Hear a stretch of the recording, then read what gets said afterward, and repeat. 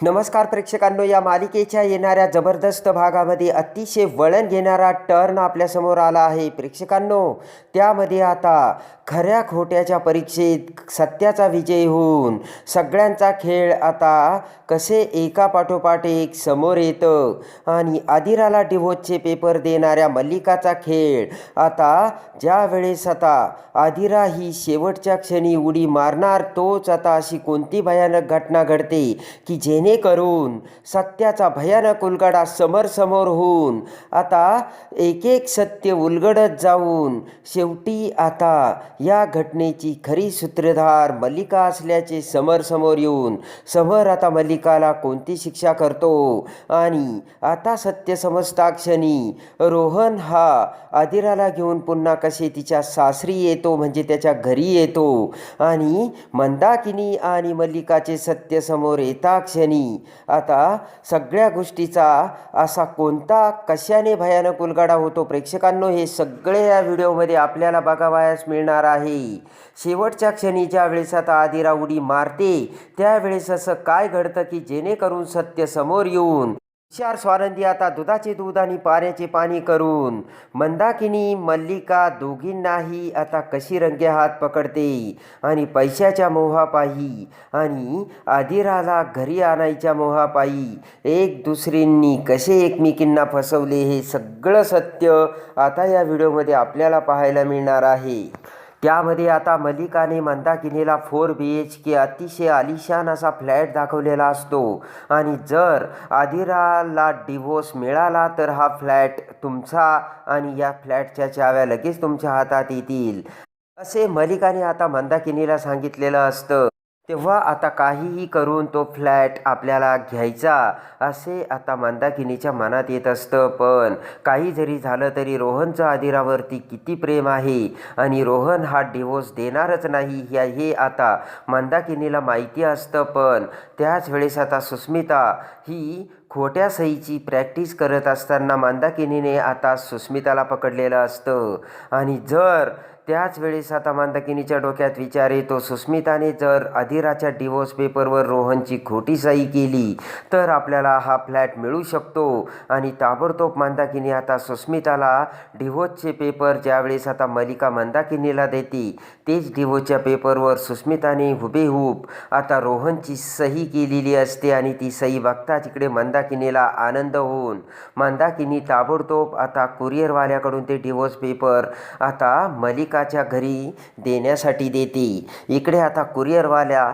तो पेपर मल्लिकाला देताच मल्लिका आता नाटक करत मोठी खिळी करते आणि आदिराला बोलावून आता रोहनने आदिराला डिव्होर्सची नोटीस पाठवल्याचे सत्य मल्लिकाने आदिरासमोर आणलेले असते आणि जेव्हा आता उघड्या भरल्या डोळ्यांनी हे सगळं खरं असल्याचे ज्यावेळेस आदिरा बघते आणि ती नोटीस वाचते त्याच वेळेस आदिराच्या काळजाचा ठोका चुकलेला असतो आणि रोहनचं आपल्यावर प्रेमच नव्हतं आणि तो फक्त त्याच्या आईचंच ऐकत होता आणि आपण आपल्या आयुष्यात खूप मोठी चूक केली हे सत्य आता गैरसमज होऊन आदिराला लक्षात येतं आणि क्षणाचाही विलंब न करता आता जगून काहीच उपयोग नाही असे विचार करत आदिरा ताबडतोब आता टेरेसवर चढलेली असते आणि आदिरा आता जीव देण्यासाठी टेरेसवर चढताच इकडे अर्पिता मल्लिका आता जाम घाबरतात. मल्लिकाने ताबडतोब फोन करून समरला बोलावलेलं असतं आणि आदिरा ही आता टेरेसवर जाऊन उडी मारण्याचा विचार करते असे सांगताच वाऱ्याच्या वेगाने समर आणि आनंद दोघेही त्यांच्या गाडीतून घरी निघालेले असतात. समर खूप घाबरलेला असतो. त्याच वेळेस इकडे आता मल्लिका आणि अर्पिता अंशुमन सगट आता आदिराला खाली येण्यासाठी आता समजावत असतात. पण आदिरा ऐकायला तयारच नसते आणि आदिरा कुणालाही वर येऊ देत नसते.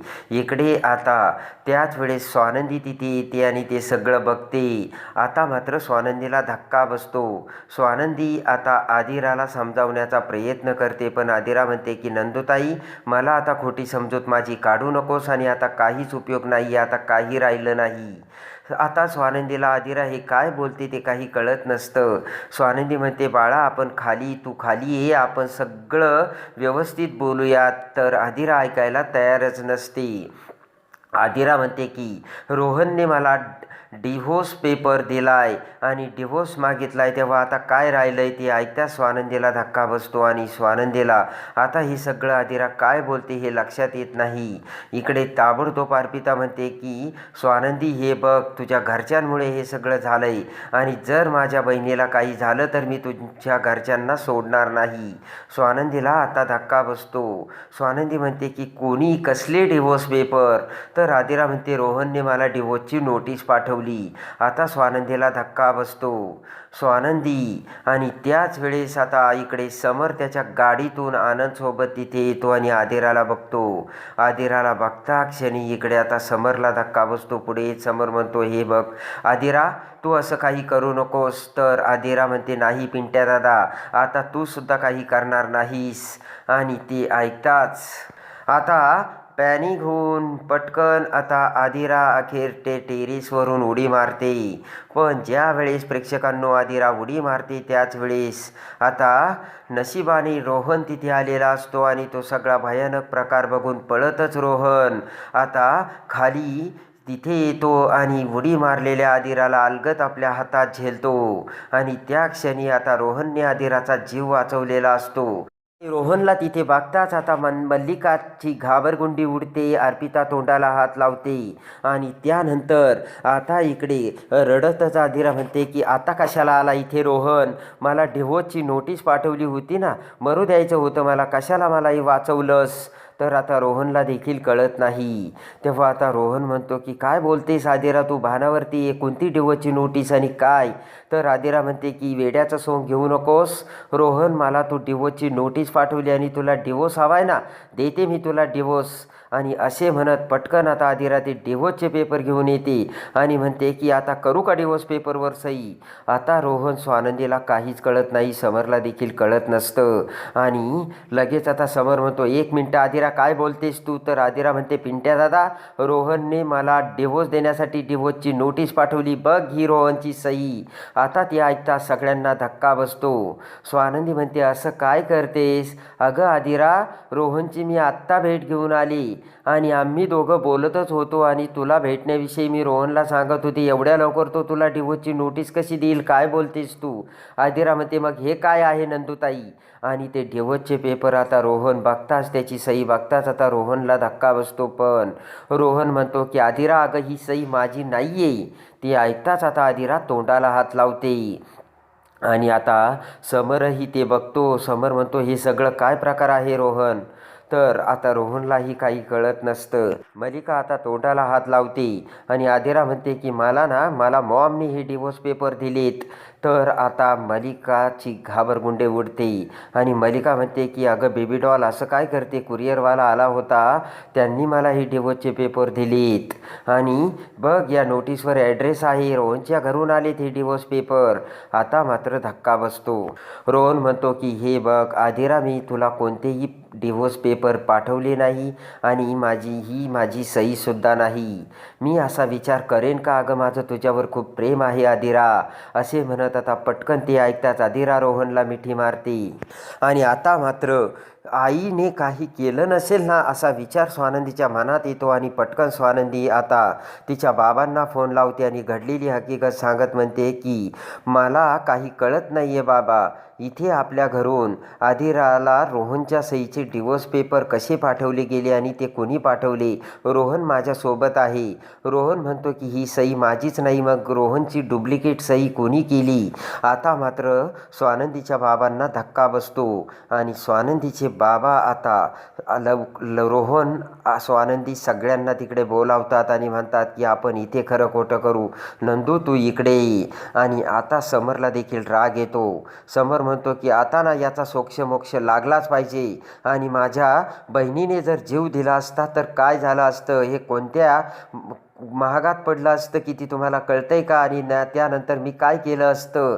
नाही, हे जे कोणी केलंय ना आता त्याला माफी नाही. असे म्हणत समर म्हणतो आदिरा चल, आत्ताच्या आत्ता तुझ्या घरी जायचं आणि सत्याचा उलगडा झालाच पाहिजे.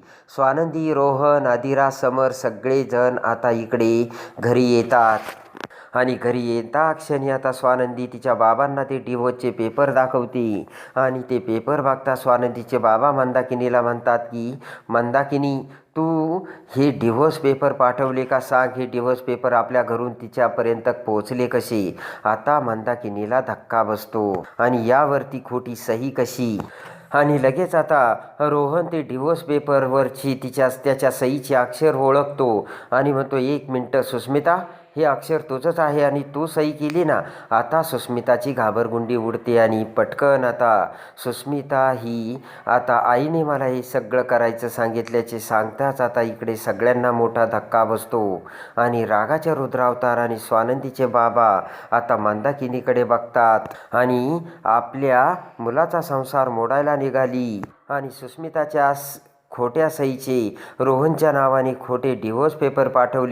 हे सत्य समोर येताच आता स्वानंदीचे बाबा आता मंदाकिनीवर भडकतात आणि आता तुला माफी नाही असे म्हणत ताबडतोब आता मंदाकिनीला स्वानंदीच्या बाबांनी डिव्होर्स पेपर दिलेले असतात आणि आता मंदाकिनीला धक्का बसतो आणि ते बघताच आता मंदाकिनी, मलिकाने हे सगळं मला करायचं सांगितलं आणि आदिराचा जर संसार मोडला तर तुम्हाला फ्लॅट देऊ अशी मला लालच दिली. हे सत्य आता मंदाकिनी ताबडतोब आता सगळ्यांना सांगते आणि ती ऐकताच आता समर डोक्याला हात लावतो.